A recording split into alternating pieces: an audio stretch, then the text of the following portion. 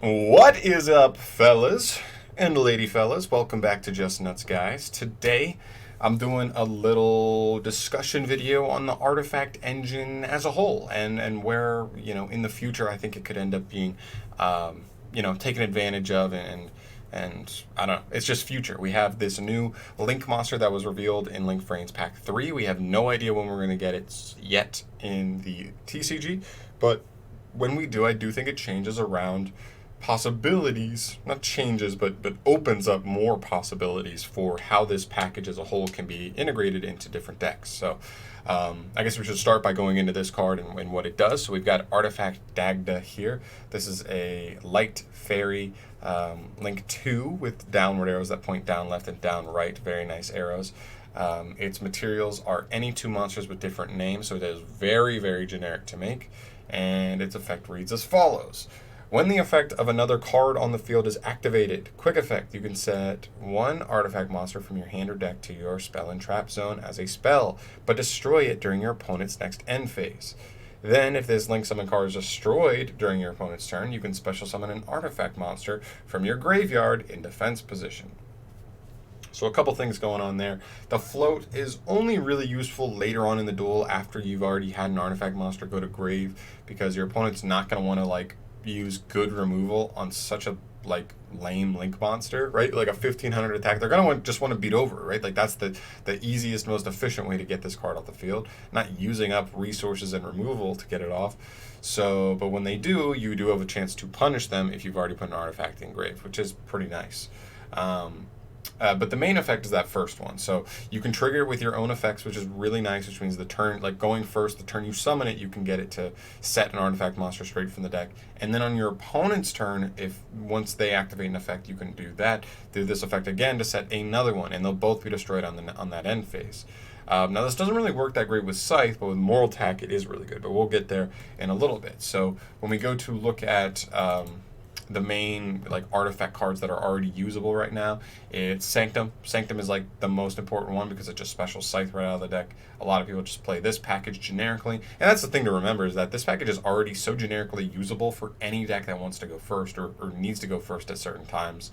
You just play 3 Sanctum and a Scythe, and you can just lock your opponent out of extract for a turn and then kill them on the next turn. That's what a lot of decks happen to do. So Sanctum, very, very good. Ignition. Artifact Ignition is really, really good, actually. I think if you're playing more, 2 or more artifacts, this card actually becomes, very good. This card is literally MST, but if you do destroy the card and, your opponent doesn't, activate in response and not let it be destroyed, then you get to also set an artifact monster straight from your deck into your spell and trap zone. So you do get extra resources off of this, which is really, really cool. Not to mention, you can just use it to pop your own artifacts if you already drew them, which is really good. Next up is Scythe. Scythe is the most important one. You special summon him on your opponent's turn, and it locks your opponent from special summoning out of the extra deck until the end of the turn. Very, very strong. 2200 beater. It's the best one. Moral Attack is the one that gets a true value bump out of this new support, and that comes in the true form of when it's popped on your opponent's end phase, it'll pop a face-up card your opponent controls. It doesn't target, which is kind of nice, but it's still destruction, and it's a 2100 beater. But why this matters is that Scythe doesn't do anything on your opponent's end phase. Once your opponent's already special summoned from the extra deck, summoning this on the end phase, it's just getting you a beater. It's not the worst thing in the world, but it's not great. You'd obviously want to get this fired off before they go through with their plays, and then this afterwards to get that little bit of removal right at the end and go into your turn with a 2100 beater. That's the idea there. Beagle Attack's interesting. When it's special summon on your opponent's turn, it lets you destroy up to 2 of your own set cards. Obviously, this can trigger, other artifacts you might have drawn, but also drawing this is worse than drawing either of them. So, and it's not even a beater; it's just a wall. 2100 defense. You're not using that 1400 attack. So, just kind of mediocre to me. I don't like this one too much, but it could have use. And Lancia is just a popular hand trap already in the format. Orcus being so popular, this card can just make them pass turns, which is really, really nice. And, I figured I might as well bring it up. And then, extra deck card is Artifact Arundel. This is just 2 rank 5s can go into this. If an opponent's monster would activate an effect, or a normal spell or trap card to activate an effect. You can detach a material off this card and then change the effect of that monster spell or trap to destroy one set spell or trap card your opponent controls.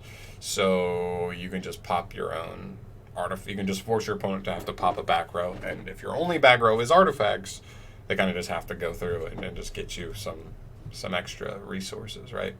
And then also it can force both players to shuffle their whole hands back into the deck and redraw the same amount of cards.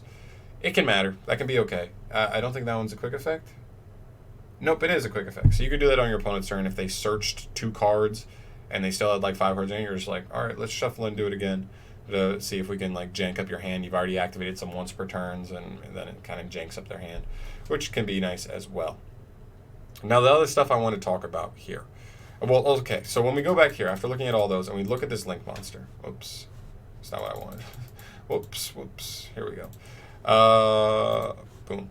So when we look at this link monster, the way I think it changes decks is really not a whole lot, because I think it changes the kind of decks that can play artifacts into wanting to kind of play more, because this card makes them better to draw. They're not as bad. Well, not even just that, but it's not as bad to play as many, because this card kind of wants to just pump them out onto your field.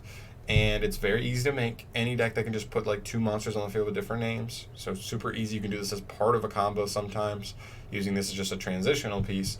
And that alone can be very, very good. But mainly he's not going to be doing, I don't know, a lot of decks of like favors, because a lot of decks still just don't want to play that. But there are a couple specific decks that really, really do like this card. And I think this card does help out, because they do have the possibility of A, summoning him turn 1, and B, making good use out of summoning him turn 1. So, and we'll get into that in just a minute here. So when we look at a couple of specific archetypes that actually can make good use out of this, one of the first ones that comes to mind is Trickstars. There's a couple things that Trickstars already do. One, because Reincarnation is so strong for them, a lot of Trickstar builds are already playing Trap Trick, which is a very good card in this deck to just turbo into your Sanctum, which then turbos you into Scythe or Mortal Attack or whatever you want to play with it. And the other thing is that because they play Trap Trick, the decent amount of builds also want to play Heavy Storm Duster, or are already playing like back row removal in some way. And so if you do draw them, you have ways to unbrick them, or pop a Scythe on your opponent's turn to just get disruptions off, which is really, really strong. And the other thing is Korobane. This is a particular card in the archetype that's a level 5 light that the archetype itself pumps out. So if you get this out turn 1, it lives till the next turn, and maybe you Scythe your opponent. You have 2 level 5s, not just 2 level 5s, but 2 level 5 lights that you can use to make it go into a strong rank 5 on the next turn, to not only just like, you've already stunned your opponent for one turn, but now you've got more stun capability there in a rank 5, as well as just applying more offensive pressure. Not just Darundel that we looked at, but Constellar Pleiades is another huge card for them, because he takes 2 level 5 light specifically, and he can compulse once per turn, but he's got 2 materials, so he can do it twice, which is very, very strong, especially built into a beater such as himself. So he puts a lot of pressures on a lot of meta decks that are out right now, and I think that's an extra bonus that you can't discount when you're looking at this deck. So I think this deck has really good synergy, especially in that kind of build. And it also puts 2 monsters on the field super easily, so getting to the Link monster is no problem whatsoever. Next up, I have Trap Tricks here. Now, this one is pretty, simple. Hat was the best deck in the game at one point. If you don't know what Hat is, it's an older deck, and Hat stands for Hand Artifact Trap Tricks. We're not really playing hands. Like, I guess you can play Big Hand, or Giant Hand, in the extra deck, as like a good generic rank 4 that just negates monster effects. But other than that, you're not playing any hand cards, really. The main thing is going to be Artifact Trap Tricks.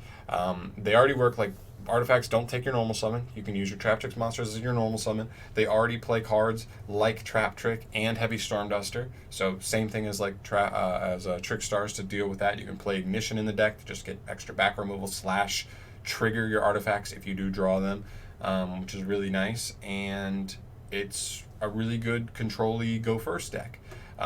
You have stuff like the Shade Brigandine to help you get 2 monsters on the field to make the Link monster, which is really, really good, really nice to do. You can end with like Sarah and the Link Monster with like a bunch of traps, artifacts set up out the booty hole, and then you're just rolling at that point, which I really, really like, and I think it's pretty good. I'm really interested in trying out both of these, but actually all three of these decks I'm going to bring up, but this was one. I'm already a huge Trap Tricks fan. If you haven't been watching the channel, I love Trap Tricks. I think they're awesome.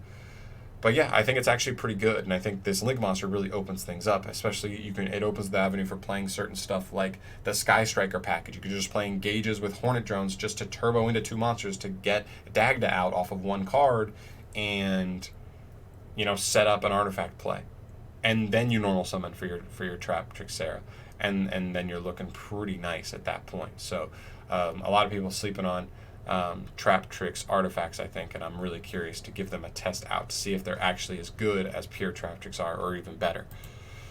And the last one here is Evil Eyes. This is another one that has particular synergy. Again, another deck that you play traps, so I don't think Trap Trick is really out of the question of playing in this deck, as well as Heavy Storm Duster. But the main thing here is Surzeal. So Surzeal has a particular effect that gives him a quick effect if he's equipped with Selene, the equip spell in the deck, to quick effect, target, and destroy a special summoned monster your opponent controls. But if you do that on the next standby phase, you're going to be forced to destroy 1 card you control. Now, sometimes you have cards that can't be destroyed, so it kind of works, but they like out that way, or you have stuff that gives you pluses like the field spell if you pop it. But the other thing is, if you have an artifact set, you can just pop it and special summon it. So most of the time you're going to be popping on your own standby phase, because you're going to be disrupting with this effect and popping on your standby phase, but there are also possibilities of maybe you're going second, or in a grindier match, you're on your turn going to pop something, and then on your opponent's standby phase, you get to Scythe, Moral Attack, get extra, like an extra lock, or just another pop of something, and then have another pop on that turn with Surzeal. So you can really get solid value, especially if you time it right and pop them at the right time, choose the right times to pop them and stuff. So it really does an extra good job, this deck, of handling drawing too many Trap Tricks, or drawing a Trap Trick in any way, which I'm a huge fan of. And I think this deck is also better. One thing that I will say that Evil Eyes and Trickstars have over Trap Tricks is that they put 2 monsters on the board easier than Trap Tricks do, just because Trap Tricks are such a heavy normal summon deck. These ones are normal summon heavy as well, but Surzeal searches Basilius, and then Basilius just specials itself for free. 2 monsters, there you go. Trickstars, you go Candina, search Corvine, or Lilybell. Boom, extra monster, 2 monsters on board. Like, it's that easy for those decks, not as easy for Trap Tricks. So I will say that, but that's pretty much it, guys. These are the 3 decks. There might be other decks that I missed, but like I said before, any deck can just play the Sanctum package, right? And it's super generic to just be able to play Dagda. That might make some decks want to play Moral Attack. I don't know. I don't think it's really that worth, unless you have decks like the 3 we just went over that really have specific synergy to make good use, like make good enough use out of Moral Attack as well as Scythe. But we'll definitely have to see. We'll definitely have to wait and see where this package goes. Maybe it stays the same. Maybe some decks do try and integrate it into a more grindy deck where you can just plop them out and stun, but also on your turn have more offensive capabilities. We'll have to wait and see. But guys, thank you so much for watching this video. Definitely put your thoughts down below, especially if I missed a deck that has particular good synergy with the artifact package. But yeah, that's pretty much it, guys. Thank you so much for watching this video. As always, subscribe to the channel if you have not yet, and I'll see you in the next video. Peace.